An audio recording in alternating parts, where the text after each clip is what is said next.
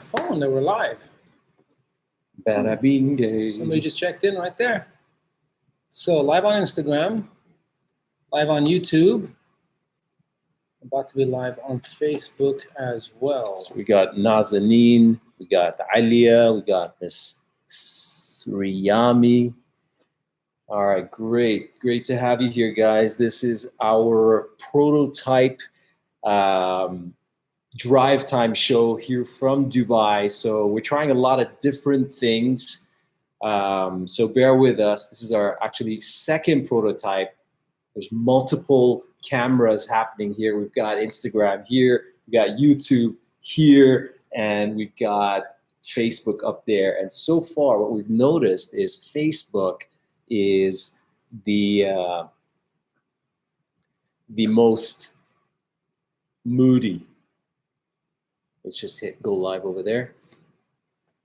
Okay, so just before we start, just very quickly, because we had a little bit of trouble with the audio last time, so I just want to quickly check. Can you guys hear us? For everybody that is on Instagram listening to us, and also we got some people on YouTube listening to us, is the audio okay? If it is, please wave your hand.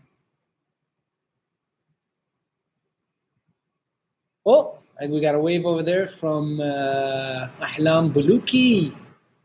Hey there.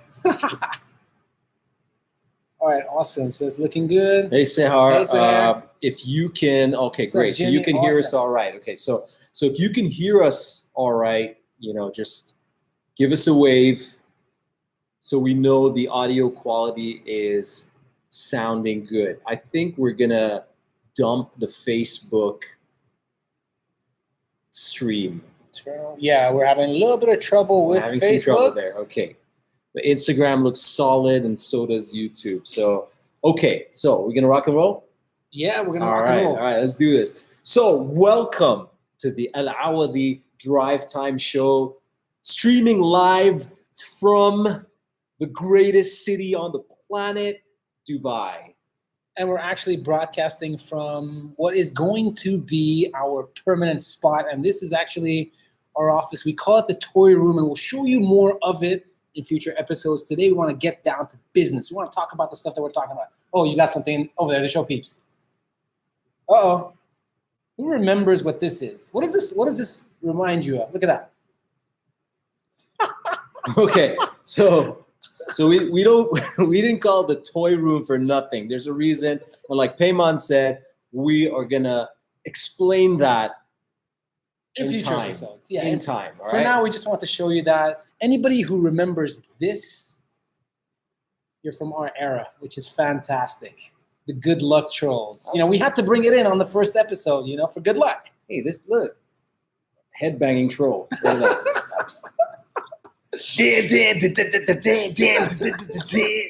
All right, okay, let's get on with the episode. Let's get on with the episode. Let's get serious. Great. So basically, guys, just for you guys to know the format of the Awadhi Brothers Drive Time Show, basically, Muhammad comes up with 3 to 4 topics, and we talk about that.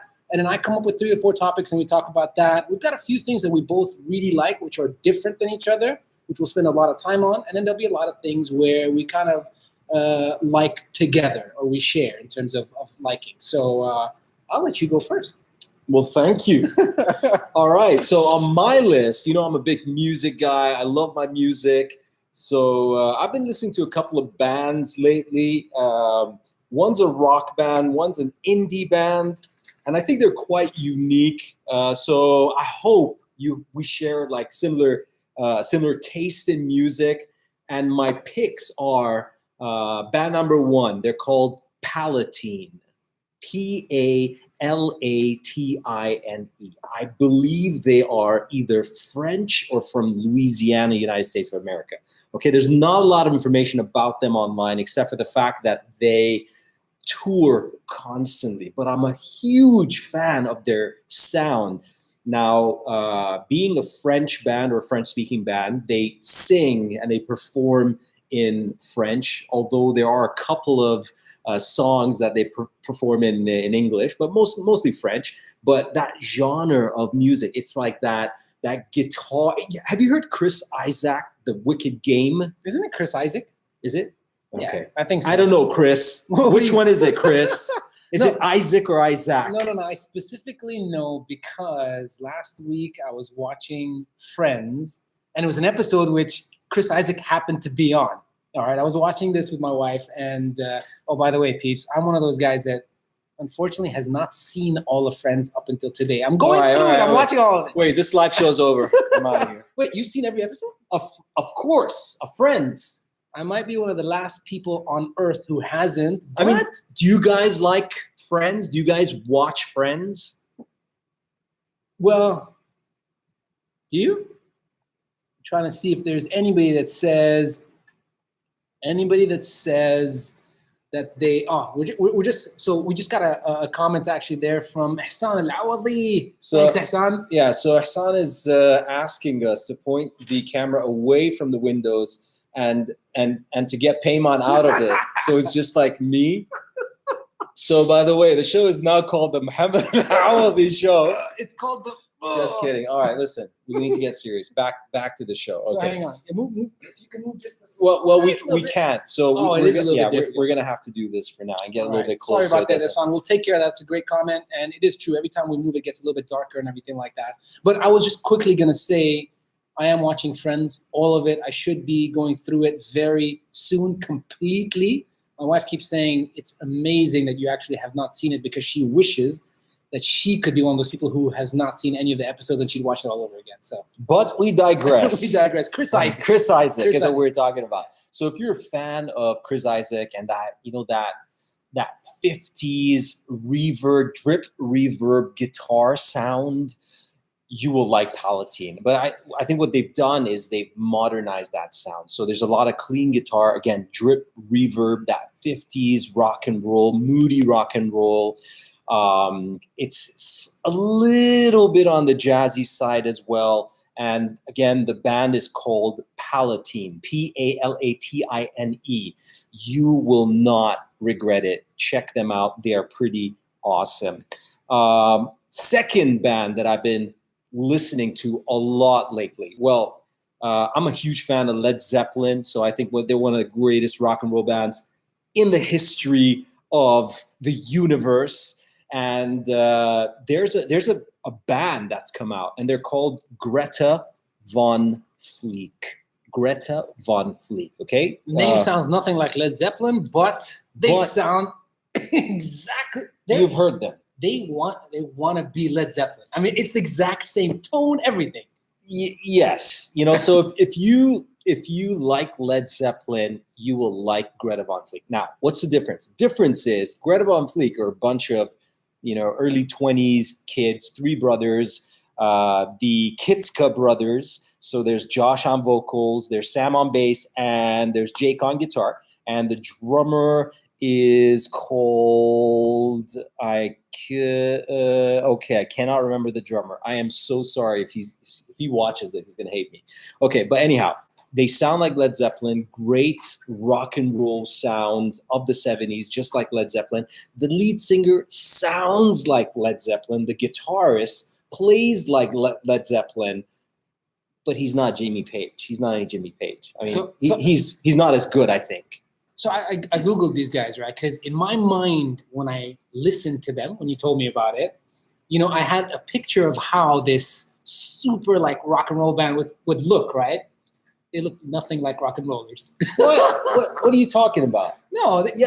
They have a different type of look. Well, I guess let me rephrase that. I was expecting them to look exactly like Led Zeppelin. Well, they kind of do. So they do dress like 70s rock and roll. Okay, so these floral print shirts, chest wide open, medallions, bell bottoms, curly long hair. So if you're watching right now, just type in Greta Von Fleek. So open up another tab, type it in, check them out. You will really like their music. Extremely similar to Led Zeppelin.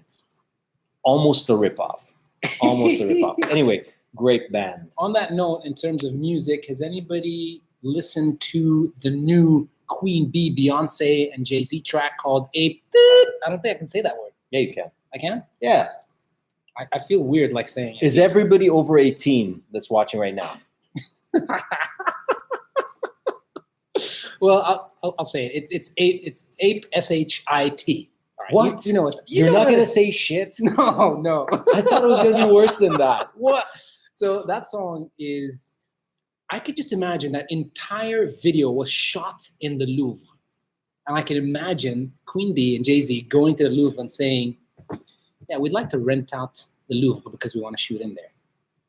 I wonder if they said we want to rent out or they said we want the Louvre, and they're like, you can have it. But beautiful video. I don't want to give it away. It launched on June 16th, and it's got 36 million views on YouTube already, which is 36. I mean, it is phenomenal. You guys got to watch it. A lot of messages in there.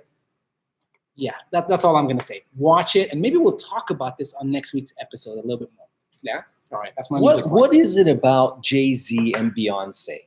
What is it about them that where they always break the internet every time they do anything? What is it? I mean, they're just like ultra talented and creative. I mean, that I think that is what the first thing they say is, how do we break this? How do we break the mold? Do something completely different that's just going to grab attention, but is also full of really great messages. I think that's what I feel about every time they do something. So yes. All right. Next, is it my turn now? It is your turn. Music. So I'm going to talk about sports, peeps, and two things that I want to talk about. First of all, we just got done with the latest season, the 2017-2018 NBA season done, and the Golden State Warriors unfortunately repeated as champions. They beat the Cleveland Cavaliers, in 4 games, like 4-0. That was crazy. They beat LeBron James, the greatest player on earth. You were going to say something? If you know what Payman's talking about, and if you follow the NBA, wave at us right now, just so we know who loves basketball, the NBA, and understands what Payman's talking about. I was watching every single game. Every game was at either 3 or 4 a.m. I was watching all the games. I was a zombie throughout the playoffs, and my team lost. The Houston Rockets lost to the Golden State Warriors in the Western Conference Finals. Unfortunately, I was really expecting us to win, but we only lost because one of our star players got injured. We were up 3-2. It was the best of 7 game. Mm-hmm. Chris Paul, who's our second superstar, alongside James Harden, got injured when we were up 3-2, and we lost the next 2 games. Anyways, it's over, and we're looking forward to next year. We don't have to talk about it. Wait, speaking of injuries, don't NBA players and the NBA teams play a ridiculous amount of games across the entire year? Is it more than any other sports team or sports organization? I don't think there's any other sport or any other league in the world that plays the number of games that they do. So basically, they do something along the lines of, if you get through the season, it's 82 games in the season. 82 games? 82 games. Wait, these are all of the NBA teams combined? Every single NBA team plays 82 games. So they're playing about 4 or 5 times a week. Yeah, in a season that's about 1, 2, 3, 4, 1, 2, 3, about 7 months long. And then if you go through the playoff, you might end up playing over 100 games. If you count preseason, they also play games. So you're talking about maybe 120 games a year. I mean, it's crazy. So as you can imagine, a lot of injuries happen. I mean, the NBA is looking into that. I know, but they're not shortening the season. Anyhow, long story short, the Golden State Warriors champions once again. But the big news is going to come right after July 1st, which is next week, which is going to be when the trade season begins, free agency begins. And that means anybody that's got a contract, their contract ends on July 1st, they can sign new contracts. So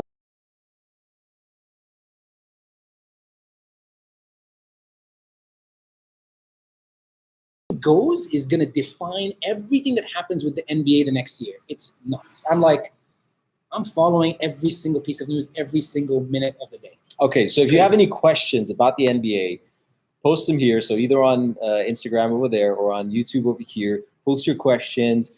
Payman is serious about his NBA and about basketball. Let me know. Specifically about the Houston Rockets. Yeah, I guess if anybody has any notes on where they think LeBron James is going, because that's going to change everything.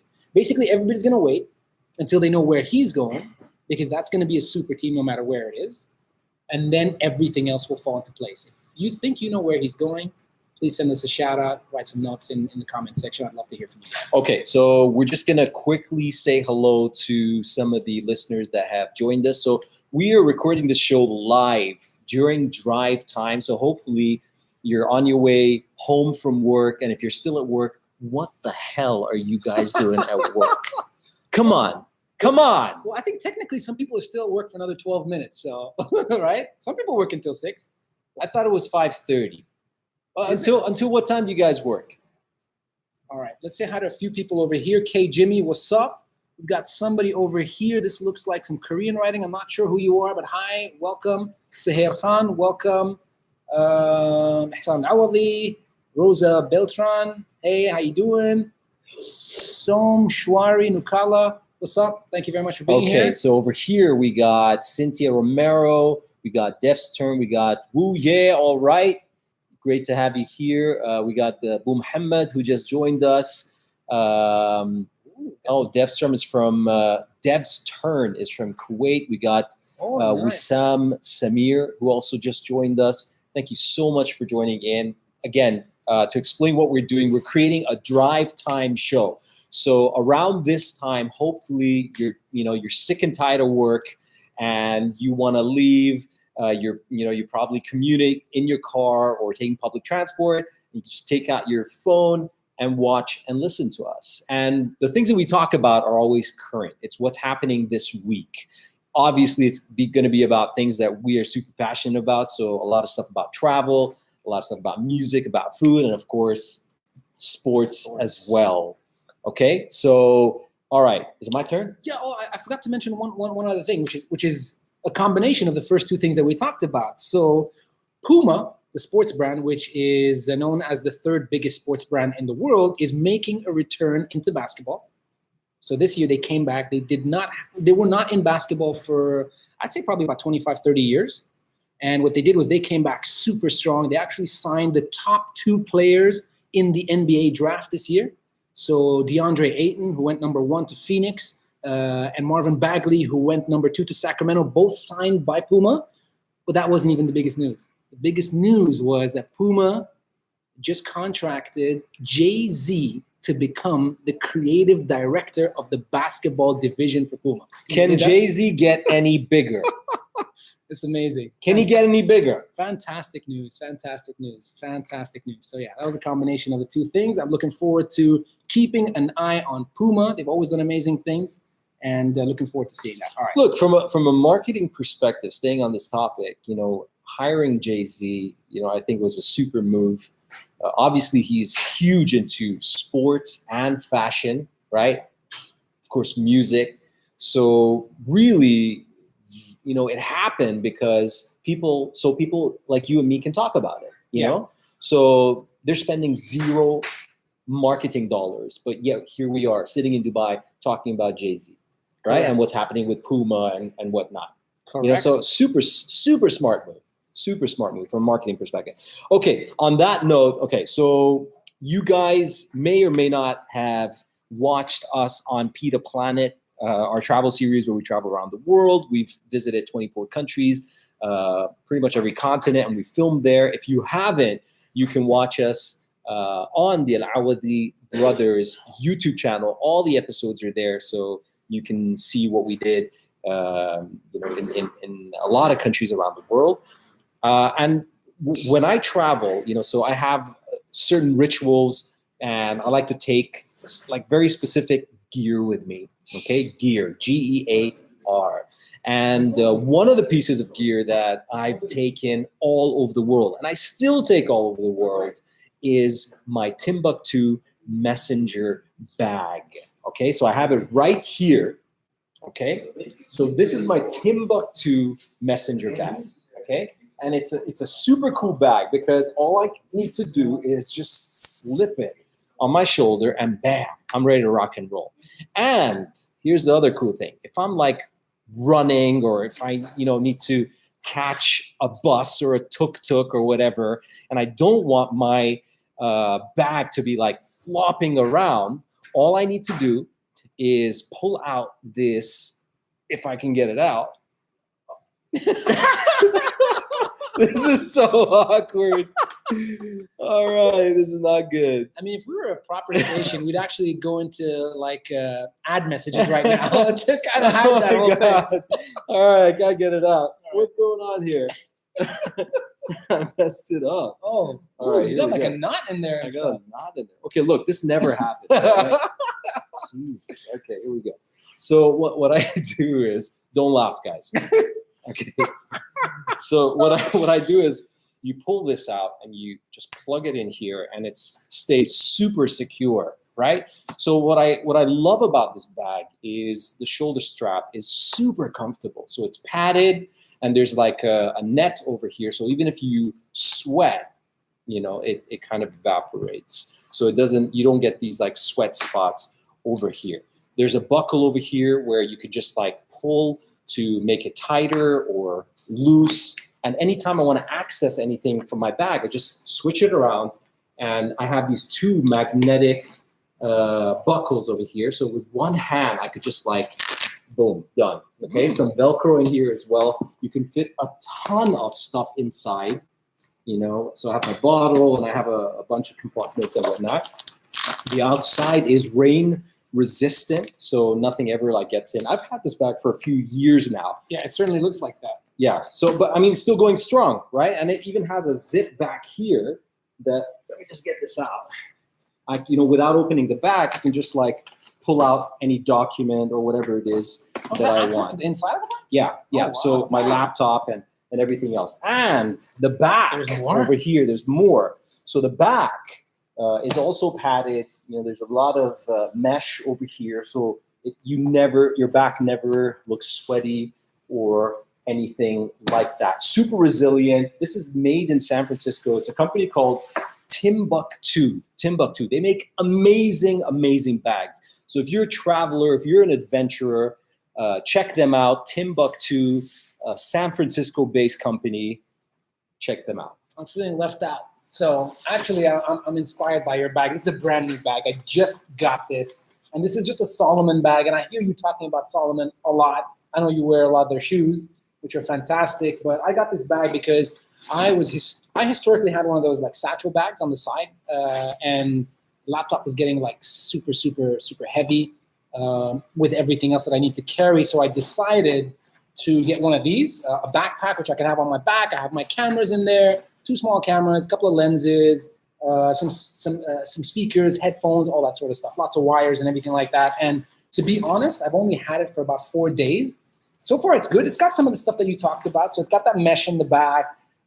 It's pretty comfortable. I haven't filled it up a lot yet, but maybe like in the next few episodes, I'll tell you a little bit more about it. So I was just feeling left out. I had to talk about that. So if you have a favorite bag, that you will love, comment now, or put it in the comments once we post this video. We'd love to learn about some of the gear that you use when you travel around the world. And of course, there's going to be other people watching who will read it, and maybe you can, share your experience with them as well. Awesome. And I just want to quickly read out, Sahir Khan says, I need a kara. I do too. I wish. Very soon, right after this episode. Everybody else who's joining us on Instagram, welcome. I see a few new people. Saeed bin Sarm, Cynthia Romero, Nitro77026, iSouls. What's up, guys? Great to have you here. Great to have you guys. Welcome to the Drive Time Show with the Awadhi brothers. So I was actually on a trip to the UK last week. You know that. I left on the last day of Ramadan, and I spent 3 days there. And it was basically a surprise birthday party for my wife because I missed her birthday. So I wanted to make it up in a nice way. And we did this trip to the UK. It was super cool. And by the way, I did not forget her birthday. All right. That's inexcusable. I mean, that's it. End of conversation. I actually, and here's the whole story. So I was supposed to do some work. I was supposed to do some travel filming. And it happened to be on her birthday, unfortunately, unavoidable. So she planned to travel with her friends at the same time. And then what happened was our project, unfortunately, got canceled. And I didn't end up traveling, but she had already booked everything with her friends and traveled. We didn't spend that time together, so I had to make it up somehow. And I did it with this trip. It was amazing. We went for 3 days. The weather was just gorgeous. The food was amazing. and I don't know London very well, so she did a lot of the planning in terms of itineraries. We got a lot of help from the Jumeirah Hotel. We stayed at the Grosvenor Suites, Mayfair. Fantastic. I saw the pictures. It looked awesome. So good. It was so good. I mean, it was like, I think in the evening it's probably like 13, 14 degrees. You know, in the morning it was like 18 to 20 degrees. It was fantastic. Working on the vlogs. They should be out over the next few days. Super cool. Let me know what you guys think of that. So I know that you like to visit a lot of restaurants when you travel. So what were some of the great places that you visited on this trip? A few things which, you know, like honorable mention. First of all, so about 70 feet away from the Grosvenor House Suites is a restaurant called Ruya. All right. And if there is a Ruya in Dubai, so it originates from Dubai, and it is an Anatolian Turkish restaurant. That restaurant in Dubai is also at the Grosvenor House in the Dubai Marina. Fantastic food. It's run by Chef Colin Clegg, who is amazing. He's also one of the guys that was at the Ivy before, at Kibara before, and now at Ruya. And they just opened Ruya in London.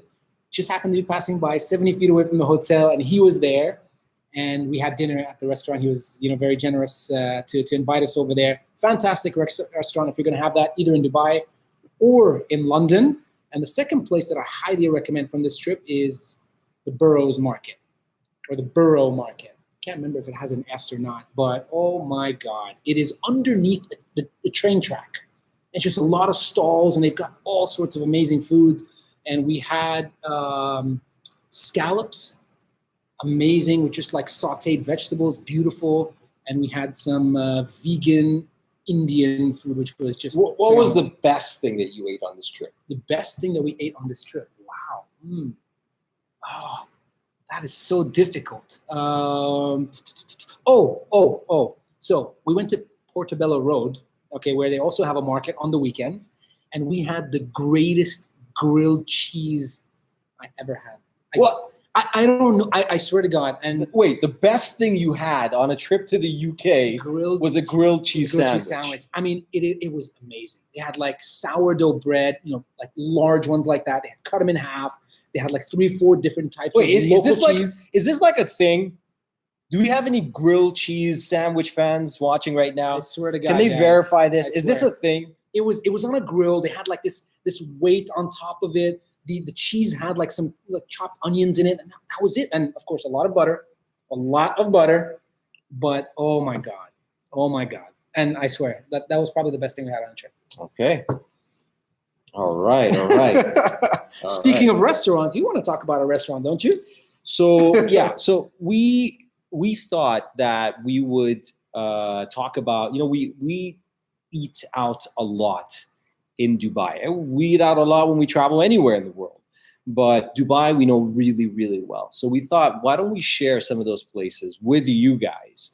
So, you know, if you get the time, you can visit some of these places. And by the way, you can also watch our videos, our vlogs on the Awadhi Brothers YouTube channel. So we create these short videos, and every video we try and visit a different restaurant in Dubai and talk about, you know, why it's so special. Okay, so obviously, I think our immediate choice would be the Ustadi Kebab restaurant. Special Ustadi, and they are special. They are special. So if you guys have been there, you know, give us a wave on Instagram. You know, give us a wave on YouTube as well. Where do I start? First, it's an institution. So it's been around since the 70s. It's in Bur Dubai. It's close to the Al Fahidi district. And it's family owned. And it stayed family owned. Initially, the father ran it. And as his children grew up, they would come in and they would work at the restaurant. Unfortunately, the father passed away not so long ago, God rest his soul, and his children have totally taken over. So if you visit Al Ustadi Kebab restaurant in Dubai, in Bur Dubai, you will walk in and these brothers will immediately make you feel at home. I kid you not. Yeah. I kid you not, you know? So, and it's a really amazing place. When you walk in, you know, there's hundreds, maybe thousands of photos all over the walls, okay? Tiny photos of all the people that have frequented this place over the years. And these include royalty. These include film stars, you know, let me say a few names. Musicians. Let me say a few names. So His Highness Sheikh Hamdan bin Mohammed bin Rashid, the Crown Prince of Dubai, was recently there, which was fantastic, I think. Him and the whole crew were at the store, which is beautiful. You'll see that picture on the wall. Shah Rukh Khan has been there. Salman Khan has been there. So these are Bollywood actors, some of the best Bollywood actors. We've been there. Our pictures on the wall too. Yeah, that too. Hussein Al-Jasmi has been there, and just countless people. I think Abdul Majid has been there as well. Abdul Majid Abdullah from Saudi, and you'll see all of those pictures on the wall. Go and check it out. Fantastic restaurant. And this time when we went there, he actually pulled our leg. And I normally don't fall for it, but I kind of fell for it this time. You want to talk about it? Or we let them watch the vlog? Yeah. So one thing you should know about the brothers at the Ustadi restaurant is they love to kid around. They're jokers. They are big time jokers. That's an understatement. Okay. And basically what happened was we were eating there, and one of the brothers came out and said he wanted to share some deer meat with us. Deer meat, game, deer meat. And we were like, what? Where did you even get deer meat from? He's like, brother, let me just bring it. So he goes and he comes back, and there's this metal skewer of like beautifully marinated meat, and he swears it's deer meat, and he's like, and it was raw. By the way, he's like, this is raw deer meat. Yeah, and then he swore, he's like, look, our meat is so fresh, okay, and our marination is so good that you can eat this deer meat raw. And we didn't believe him. Obviously, he pulls that sort of thing all the time. Until he pulled out a piece of meat, he's like, check this out. And he ate it. Okay. And then we're like, okay, so he ate it. I believed it. I honestly believed it for a minute. I honestly thought it was deer meat, even though, by the way, peeps, I just got to quickly say, raw deer meat, never, ever have that. It's very dangerous. Rare deer meat is okay. You can have that. It is? Yeah, it's all right. I understand it's dangerous. No, I Googled it right after I left there. Don't take a chance, guys. Not just any deer meat. So be careful, definitely. But anyhow, Payman believed it, okay, and he's like, all right, I'm gonna do this. And you believed it too. Not initially. Payman reached for that metal skewer and he starts shoving this like marinated deer meat in his mouth, and he started eating. He's like, man, this deer meat is awesome. It's awesome. So now here I am, like, man, is it deer meat? Is it not? Like, what's going on over here? And he then offers it to me. He's like, here, you want to try some? And I didn't want to be the guy that said no. So I ate some too. And I ate it. I'm like, wow, it was absolutely delicious. It was super tender, heavily marinated with thick yogurt, black pepper, and that's about it. Some salt, and it just tasted amazing. Raw. When you put it in your mouth, it just kind of melted. And it was meat. It was raw meat. But then 5 minutes later, he comes back. He's like, guys, that was not deer meat. We do not sell deer meat over here. I was just like, it was bullshit. Yeah. So don't walk in there and say, I'd like to get some deer meat, please. What the Awadhi brothers had. No, there's no such thing. There's no such thing as deer meat. But if you order the lamb, yes, the yogurt marinated lamb, and I think they marinate for 24 hours, that thing is phenomenal. And I got to tell you guys, they have a lot of good things on the menu. They have a lot of great things on the menu. That one dish, that's the one that I have probably 99% of the time.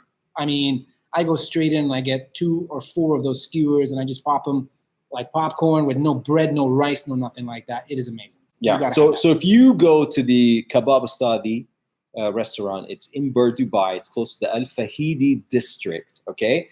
Go in there and order Kebab Masti.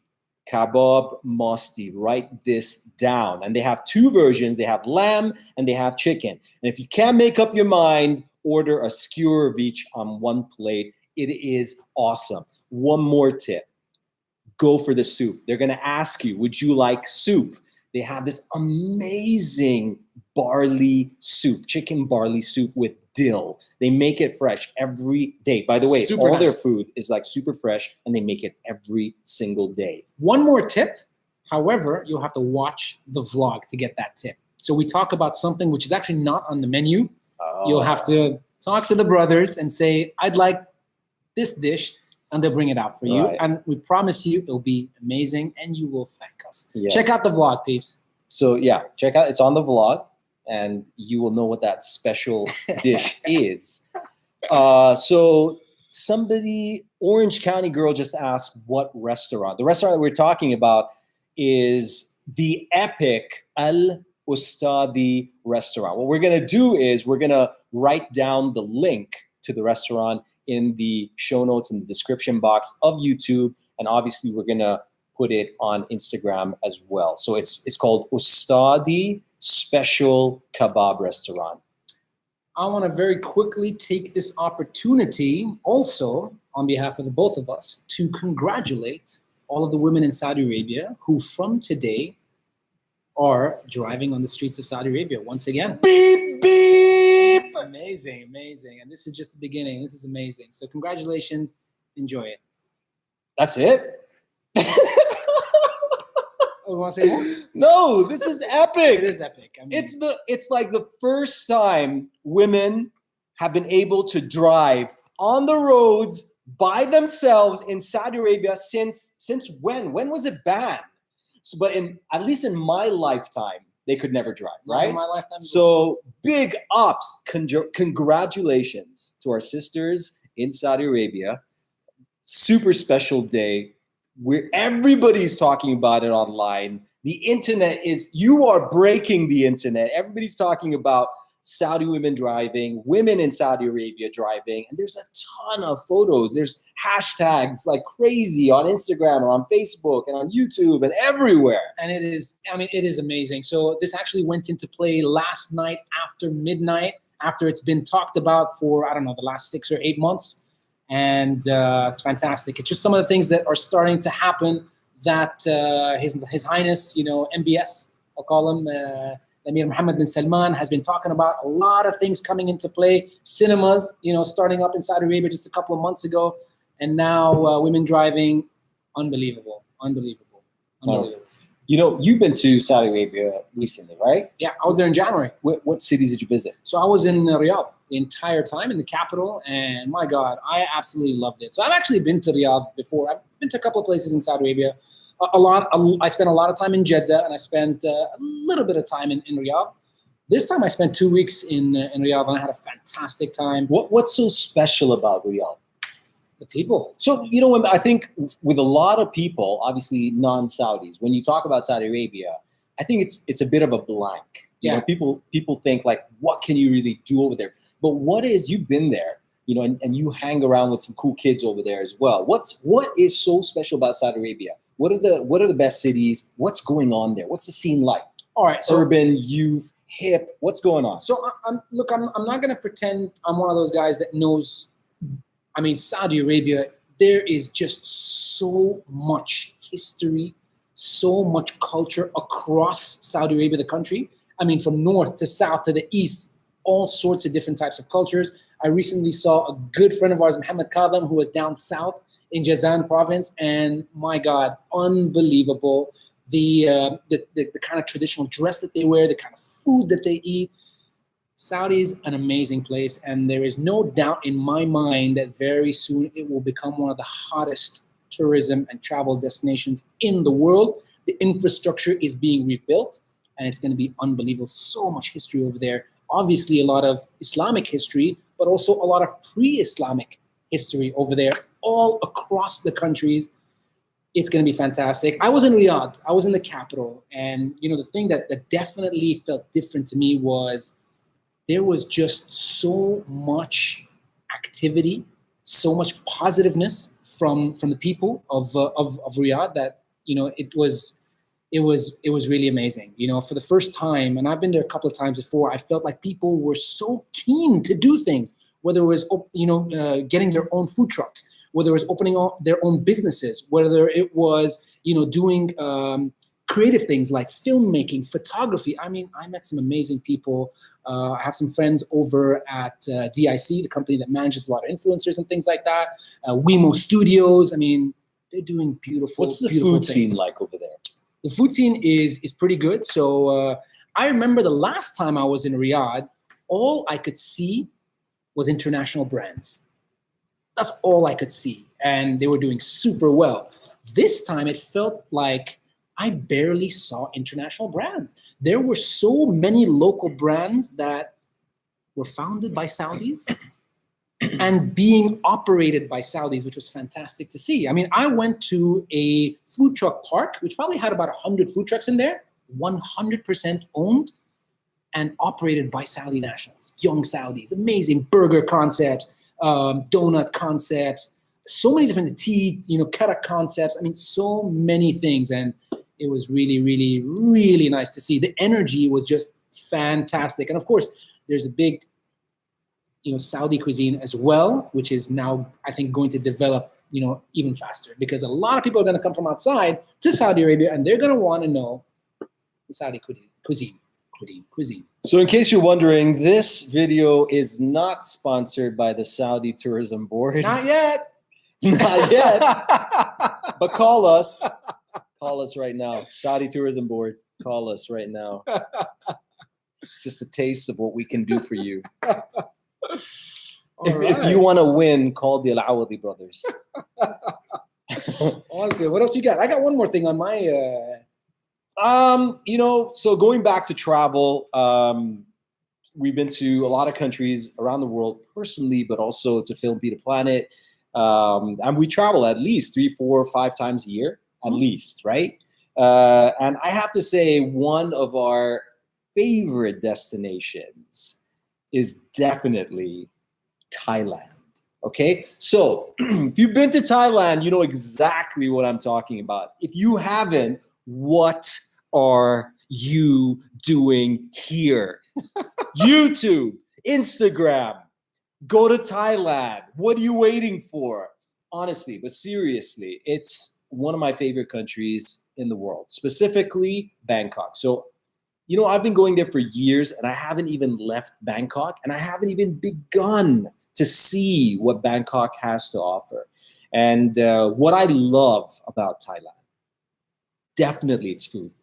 My top 3 favorite cuisines in the world. There's nothing like it. And all their food is it's on steroids. It's like extra spicy, extra sour, extra sweet, extra colorful, extra everything. It's definitely one of my favorite foods in the world. And you can go and get some traditional food over there, whether it's on a street or whether it's in a 5-star restaurant.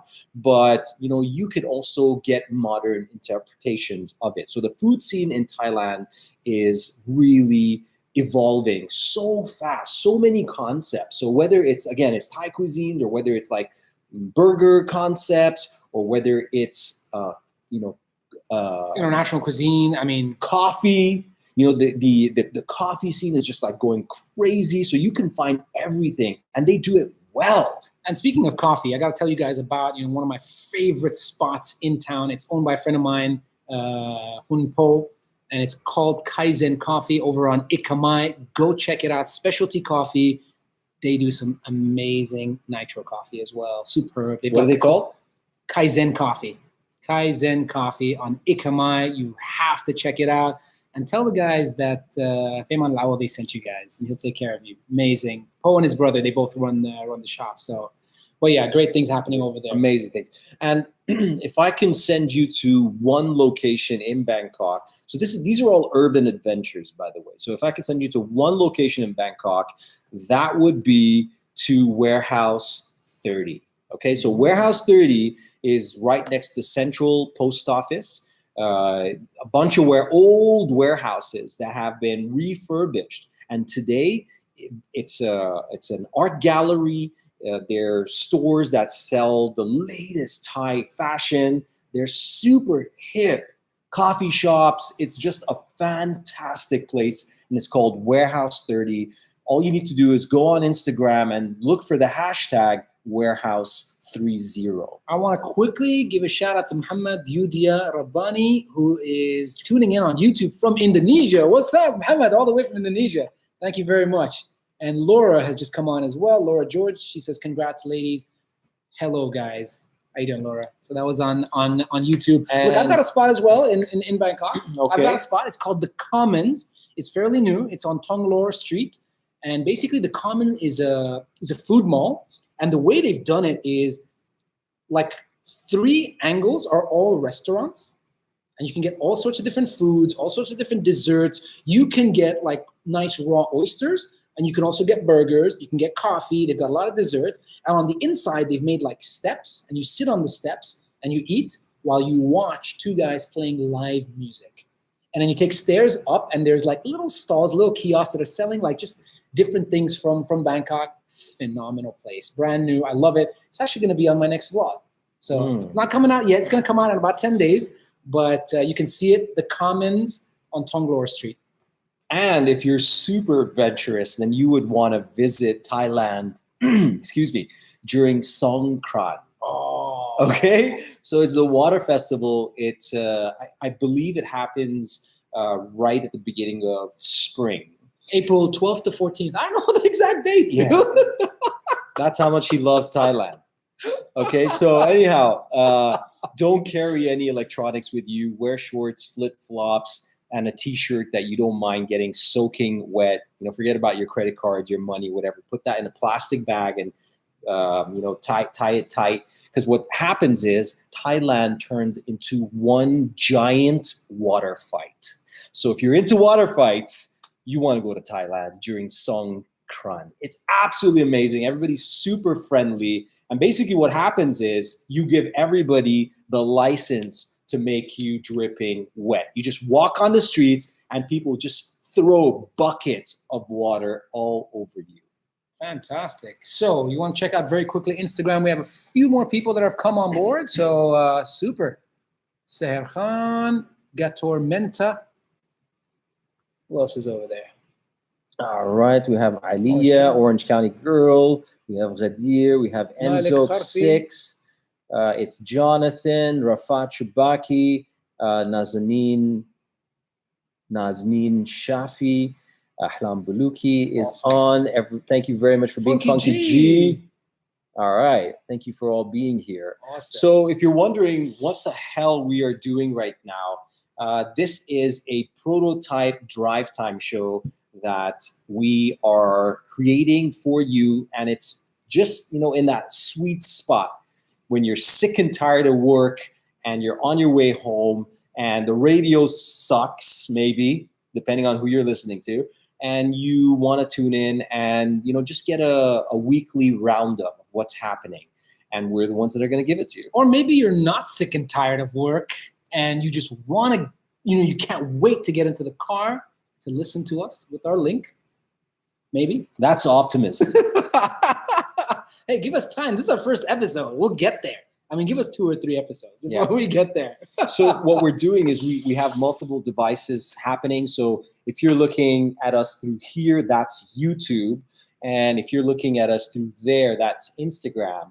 And that camera was Facebook, but it just does not work. It just does not stay on. And we don't know what's going on with it. Now, what we will do is we will take this video and we could potentially post this one on Facebook so all of our all of our Facebook fans can actually watch this video as well, because right after we're done with this live video, it's going to actually go up on our YouTube page and it's going to stay there for life under its own playlist. On Instagram, it's going to go up and it's going to stay there for 24 hours and it's gone from there, yeah? Yeah, so we wanted to record this show live so that we can engage with you. So please come back every Sunday, same time, we'll be here. And we'd love to have one giant conversation with you. And obviously, we will always have a list of things that we will talk about, but feel free to join in, send us messages, add some spice to our conversation. Yeah, and also please tell everybody about the show as well. If they want to be involved in the conversation, super happy to have more and more people join and converse with us. I've got one more thing on my list. Do you have anything else?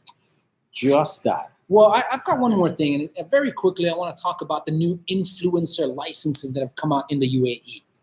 All right, so as some of you, or maybe most of you have already heard, the Instagram, or I shouldn't say Instagram, I'm sorry, the social media influencers industry is now being regulated by the National Media Council. So they've actually put some rules and regulations, in terms of what people can do, how they can do it, how they operate with relation to brand partnerships and all that sort of stuff. And what was it like before the regulation? there was zero regulation. You can do whatever you want. You can charge whatever you want. You can post whatever you want. I mean, it was basically all over the place. So I think it's definitely a step in the right direction to have some safety and some security for both sides, for both the content creator as well as the brand that's partnering with them.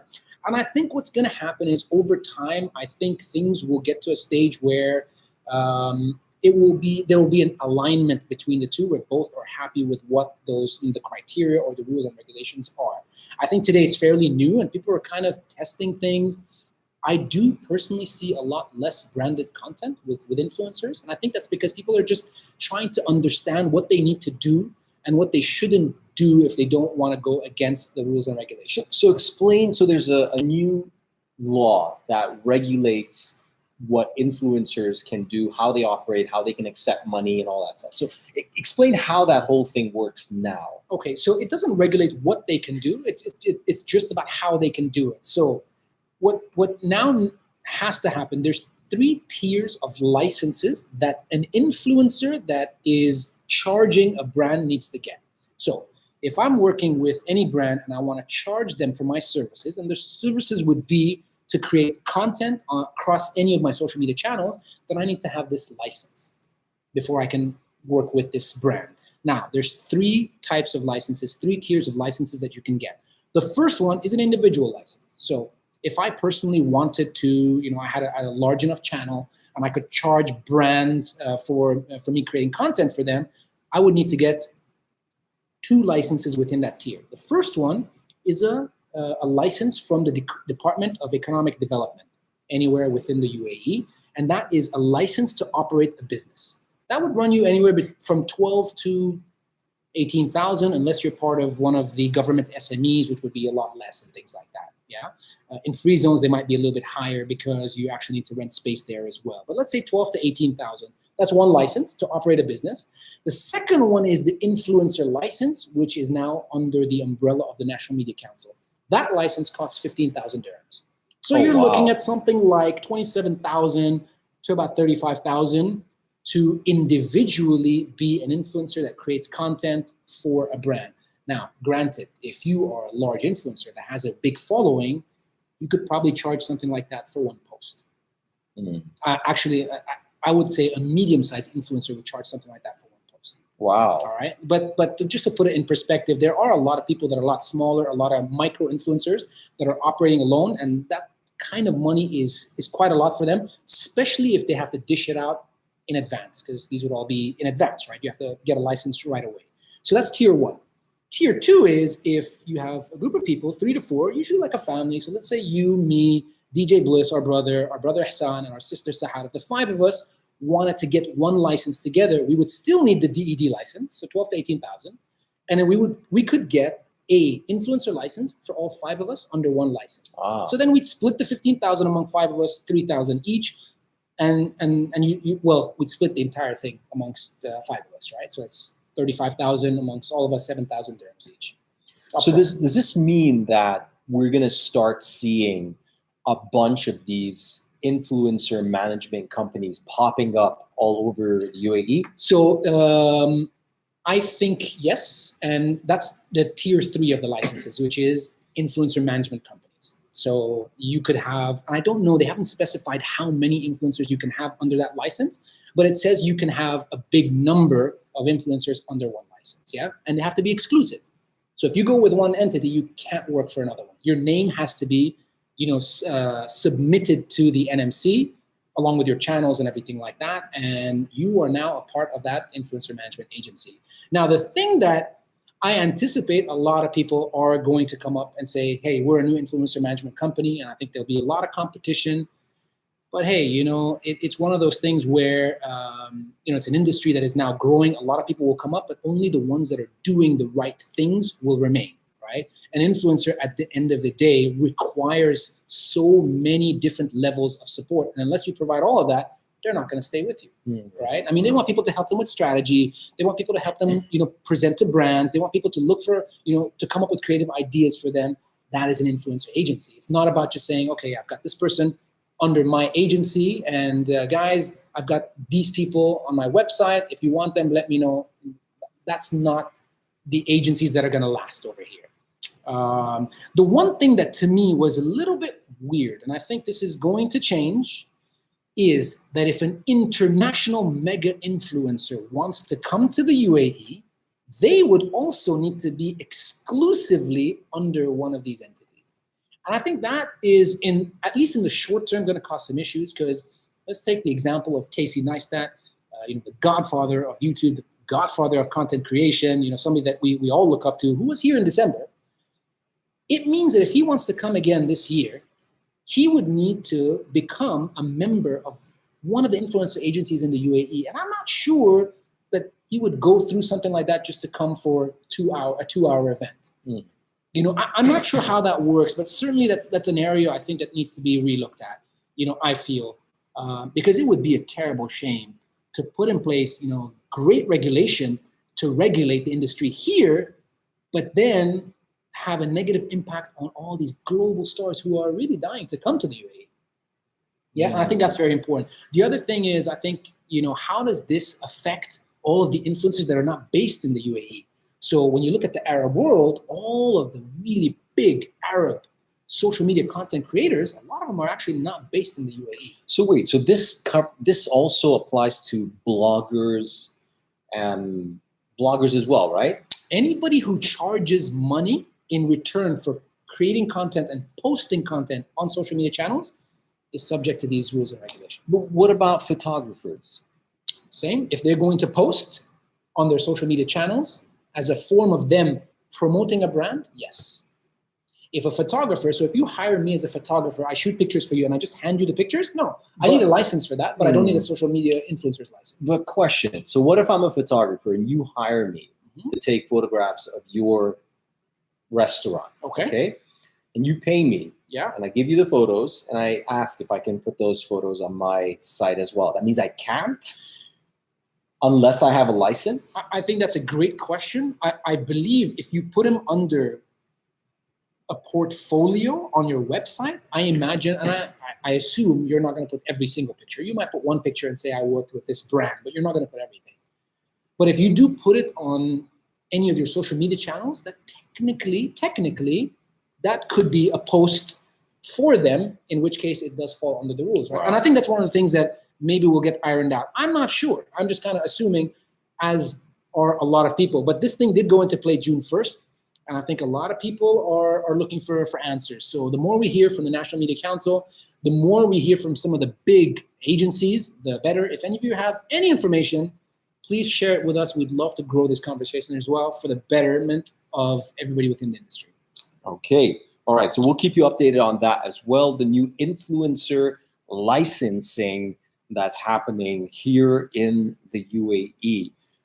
Just a quick shout out to Seher Khan, who I think is she's on both She's platforms. Actually on both. Yeah, amazing. Yeah. Awesome. Cynthia, great to have you over here. Roger, great to have you over here as well. Thanks for tuning in to the Awadhi Brothers Drive Time Show, where we talk about what is happening this week over an hour-long show? Well, I mean, we've just gone over an hour. Okay. So, I mean, we're planning to do it an hour, hour and a half, maybe two if the conversation gets big enough. I mean, we're happy to stay here. As long as you're here, we're here. I'm exhausted, man. A few more people I want to give a shout out to over here. Almas Ijaz, who's watching. Thank you very much on YouTube. And he says, when is your next trip? My next trip is in 2 days. I'm going to Sicily, Italy for the first inaugural fight with Fly Dubai. Samina Ansari from India. Hey, what's up? I can't wait to go back to India. Hannah Osman, great to see you. Oh, Hannah. Gompita. Awesome. All right, so next. Are we really not going to talk about the World Cup in the middle of the World Cup? Wow. Wait, first of all, disclaimer. I like to play football. I hate to watch it. How about you guys? This whole thing of people going nuts over watching football on TV, what is that? What is that? Am I the only one that doesn't like doing that? Look, I like watching mixed martial arts. I like the UFC. Okay, that I like. Football, Nothing like watching football. Nothing prefer like playing, not no- watching. Nothing like football. I mean, obviously, I'm biased because I played semi-pro when I was little. I mean, I was into it heavily. I actually wanted to go pro.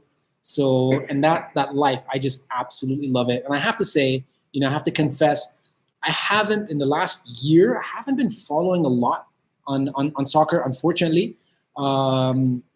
But I obviously have been watching the World Cup, and there are a number of different surprises, including the fact that Germany might actually be knocked out of the World Cup. That is unbelievable. I mean, that's kind of unheard of for Germany to be knocked out at such an early stage, but it could happen. I'm not saying it is. It could happen. Brazil, I watched the game. I mean, I'm a huge Brazil fan, and Brazil barely won the last game. I could not believe that. Like they scored in extra time. And for some reason, I felt like Brazil was, how when we were little, we talked about samba and playing close to each other in the passes. They weren't playing like that anymore. Argentina having trouble. It's funny because I was having a conversation with somebody yesterday, and I always say, I think the bigger teams, the ones that are always expected to be amazing, for some reason I feel they give less effort. And the smaller countries, the Icelands, the Serbias, the Croatias, the little countries, it seems like are putting so much more effort that I feel like all these teams are starting to become on par with each other. I feel like the bigger players in the bigger teams, they give a lot more to their clubs, and I feel like the players in the smaller countries, the smaller teams, give a lot more to the national team. So that's why you see this. What is quality. happening? Is that performance gap narrowing down? Absolutely. But why is that? Why is that happening around the world with countries that didn't used to perform, weren't that strong in the past, but now they are kicking the ass of like the Brazils and the Argentinas and the Germanys and so forth. Didn't I just talk about that for 7 minutes? I just said I think the big players in the top teams, I feel like they give a lot more to their clubs, and these are like the elite clubs, right? So the Spanish players that play for Real Madrid or Barcelona, the Italian players that play for Napoli, my team, not the biggest one. I thought I'd just throw it in there, but Inter Milan, AC Milan, Roma, Juventus. I feel like when they play for clubs, these big teams, they give a lot more. When they play national, they tend to tone it down a little bit, I feel. However, when you go to the smaller countries, I think it's such an honor to play for the country and to make it to the World Cup that they give 200%. And I think that's what's kind of happening. That's why the levels are starting to But it was always like that. It was always like that. Why has it changed now? Why are the smaller, lesser known, previously weak countries performing so well now? Well, it was always an honor to play for those countries. I think there is, within soccer, there's like a super elite level when it comes to clubs. And that wasn't there before. We call it the super elite. There's like a handful of clubs in Europe that are the greatest clubs in the world, like by far from everybody else. And I think if you're in one of those clubs, then it's just on a different level. And when you come to national, it's just not the same. I mean, a player for Barcelona, it's just a different feeling. And I think they don't give the same amount of effort. The other thing is you look at a lot of teams, and what they're doing is that the countries are really investing in building players from when they're little. Like they're bringing in a coach, and they're saying, you've got 10 years, prepare us for 3 World Cups from now. We want a young team to grow into the national team. So are you saying what's happening today is the result of like 2 decades or 3 decades ago? I would say a lot of teams put a strategy, which is probably 10 to 20 years. And yes, absolutely. And a lot of that is happening now. I mean, if you look at Japan, obviously they've been doing that, and look at the Japanese and how they're playing, how their league is, how their players are playing in Europe. I mean, it's great. A lot of teams are doing that now. I kind of wish more teams in the Arab world would do that as well. I wish we were able to bring in a coach and give him 10, 15 years to build a team. And it has happened to a certain degree, but not to that level. I wish we would be more patient. Yeah. Because we've got 5 Arab teams? Morocco, Tunisia, Saudi Arabia, Egypt, 4 Arab teams in the World Cup this year. And unfortunately, none of them are doing great, even though Egypt has star Liverpool striker Mo Salah, who is a little bit injured, but one of the best scorers in Europe, and yet not performing very well in the World Cup. Question: why aren't the Middle Eastern teams doing well? I personally feel, like I said, I don't think there is that long-term strategy and investment and a patience in that long-term strategy. You know, I think the bottom line is that. So it's not a matter of not having talent. Well, the talent is there. The other thing with so the second thing is, you know, when you look at a player who's playing in a top league in European, playing against competition that's amazing, you are gonna get better. We don't have one UAE player that is playing internationally today. And I'll take the UAE team, right? But what about when they invite and they pay these top players from around the world to come and play with teams over here? They're not the top players in the world. They're not on that elite level. Now, what I would say is, so recently Saudi Arabia sent, I can't remember, 6 to 8 players to play in Europe. They sent them to some of the big teams in Europe. And Saudi Arabia is actually giving them a stipend for being in Europe, not playing in the Saudi League, although the Saudi League is amazing. But you know what's happening? These players are sitting on the benches of big teams. And that's why the Saudi team, I feel, is slightly weak, because these players are spread around Europe in big teams. So they kind of say, I'm part of this big team, but they haven't played all year. So they're not playing together and they're not playing with competition. Practice is something else. Competition is something else. And I feel like had those 6 to 8 players gone to smaller countries, so instead of going to Spain, you go to Switzerland or you go to Belgium and you play in those leagues. You know, but you play all year, your skill level will grow. And I think that is another thing that needs to happen. People need to leave here. And I know it's great, you know, we want our top players to stay in the country, but the reality is if they don't go and play with amazing competition, they're not going to develop. And that's what's happening. You know, so I think those two are some of the biggest reasons. And you know, the government is investing in growing the infrastructure, in making sure that there's a lot of tournaments and there's a lot of things happening on a school level, on a college level, you know, on a post-college level. Recently, the UAE has said anybody that's born in the UAE can play in the league as if they're a national, which is fantastic. You know, that allows anybody that's born in the UAE to play, which was not the case before. You could only have 3 foreign players. Now you can have open players. So good things happening. It's going to take time, and there's a lot that needs to be done, but strategy, long-term, and patience. I think that's critical. Okay, so we're going to round things up with our final topic for the Drive Time show with the Awadhi brothers. And it's a little bit of a, I don't know, it's a bittersweet topic, I guess. And we wanted to dedicate this episode to somebody who we met and somebody who's inspired us in many, many, many different ways. And this person is Anthony Bourdain. So if you're not familiar with Anthony Bourdain, he is a chef, he's a writer, he's a travel series host, arguably one of the most well-known, most respected in the world.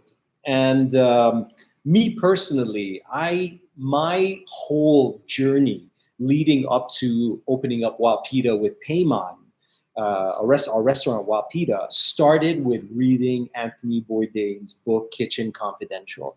And if you love the food and beverage industry, if you have a dream of one day opening up a restaurant or like some sort of a food concept, I really recommend that you buy the book Kitchen Confidential. It's just a wonderful, beautifully written, honest account of the industry, told from the perspective of Anthony Bourdain, from when he was a kid until he left the industry.